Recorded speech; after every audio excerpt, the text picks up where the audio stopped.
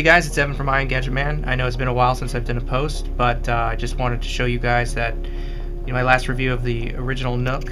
I know there's a lot of watchers and a lot of subscribers, so I appreciate it. But I was able to get my hands on a Nook Color, which is the new version of the Nook that is Barnes & Noble's answer to the iPad and any other color reader out there.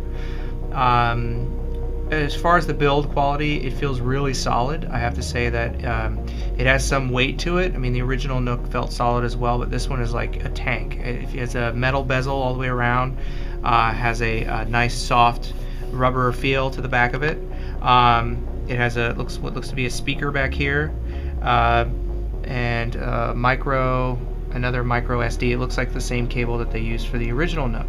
It's running an Android platform. It's completely modified to be, basically it's owned by the Nook or Barnes & Noble. They pretty much, the only thing that makes it look like an Android device really in the beginning is when you turn it on. Here, I'll show you. It has that, that very recognizable slide to unlock screen. I mean, that's really very Android. But other than that, it doesn't have the basic Android features like, pull down menus or anything like that. It runs it's a 1024 by 600 display. It's capacitive, thank God. I personally do not like resistive displays. It's an IPS display. It's very similar to the iPad. It has also, which is kind of cool here, a little 32. It has this little right here held by a magnet. Actually, there's a little door here that holds a micro SD card. Up to 32 gigs is supported. I'm sure once a 64 is up there, they'll make it work as well. But right now, they're saying 32 is the max. So that just slides right back in with the little magnet, if I can get it. There you go, pops in. Nice and clean, feels very good.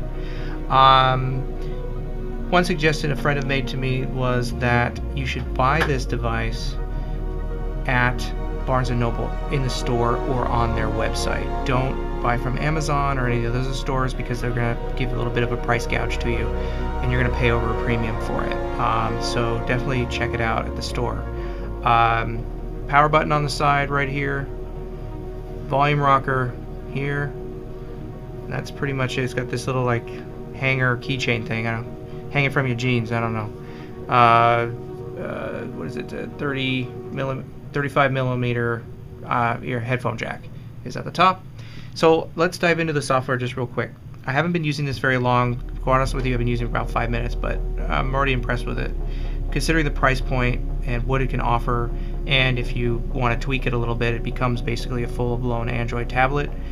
It seems to be well worth the money. The resolution being 1024-600, this is a 7-inch display, so the pixel density is much higher than it would be on the iPad. Thus, you get a crisper image.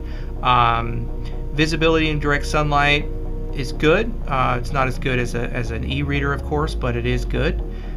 You can adjust your brightness and contrast in the settings options.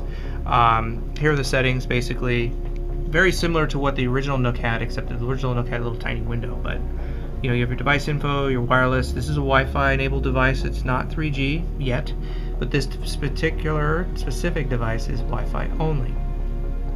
You have your other personal settings. Sound, times, screen, brightness, all that stuff is pretty much locked up in here. Jumping out real quick, this is actually one of the PDFs it's stored inside the book. Just to show you, page turning is the same as it was in the original, just now you have the whole screen. You can wipe the whole screen from the bottom to the middle to the top. It still changes the pages.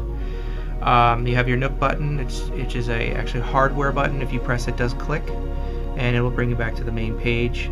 Now, if you're reading multiple books, or if you have books available in your library, they'll be down here. This Nook is fairly new, so it hasn't been really dived into, so there isn't a big history of books that are being read currently.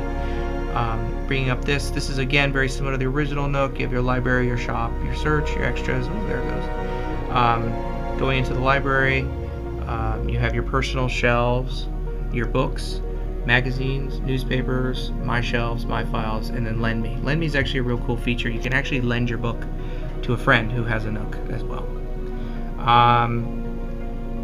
Let's see if there's anything else in here.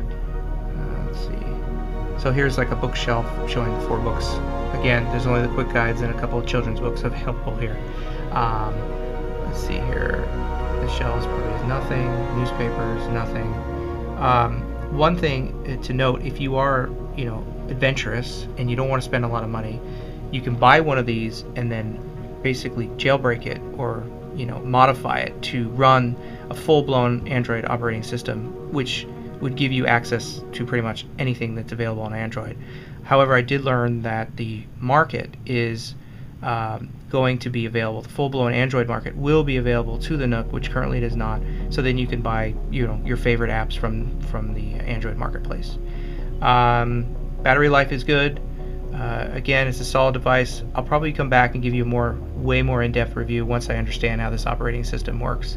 But so far it feels a lot like the original Nook, just with a much more beautiful screen, obviously full color.